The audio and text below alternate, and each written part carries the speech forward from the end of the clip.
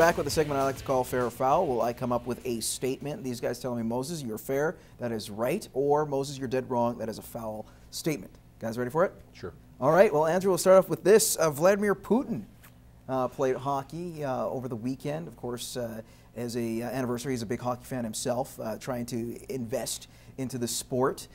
Played on the skates himself, looked pretty good, scored 8 goals in the game as his team won. Guys, my question for you is this: is Putin the best political leader to play a sport? A sport? Like ever. Like, and it could be like a lot of athletes. Is he a great athlete? Totally foul. He's what? Did you see the line he was on? Come on, okay, who's he playing against, first of all? Yeah. If he's playing against other Russians, are you going to hook Putin? Putin, yeah. Putin. Are you going to hook him? Are you going to be a goalie that makes a save on him all of a sudden? I don't know where that goalie went. He just made a save on him, and he's gone. A couple of guys from the Secret Service took him out, and he's gone. So I don't know. The KGB guys will probably be his line mates. You think I'd think, huh? Bure was his line. Bure was his line mate. Pavel Bure. Like, I could score 8 goals with Pavel Bure as my line mate. Gerald Ford, former president of the United States, was a pretty good lineman, University of Michigan, I believe.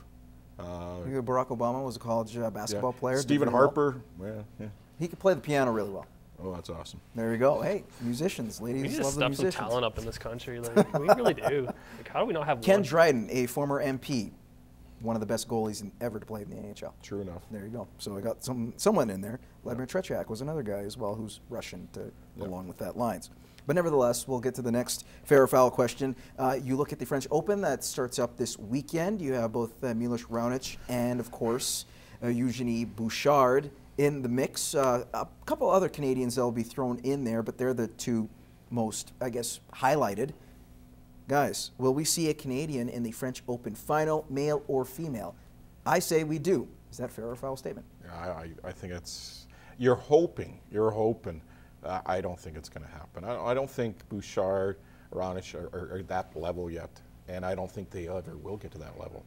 Bouchard probably, if the two of them, probably she has a shot maybe to get to the final, but everything, and that has to all fall together for her next. So you say I'm foul. Yeah. What do you think? I say foul as well. I think, yeah, Bouchard's probably your best. If you look at what he has to go through, Raonic is not going to get, like, that's the French. The French is dominated by a certain group of players, and he's not in that group yet. But you look at, I don't know about Djokovic. I think he'd always be a front runner. You look at that. You look at Andy Murray. But outside of that, you look at some of the guys who've fallen off. Rafael Nadal's been quite injured. You look at the same thing as Roger Federer, another guy who's starting to slow down. So it could be open for him. He catches somebody on a bad day. But it's a different game playing on the clay. Like, it's a different game, and it's some are very successful, some aren't, and so I don't know. I think it's a long shot at best for him to get in the final, possibly her. Okay, guys, we're going to end it on that note. We'll be back with more gloves. Andrew, chance to sound off in just a few moments.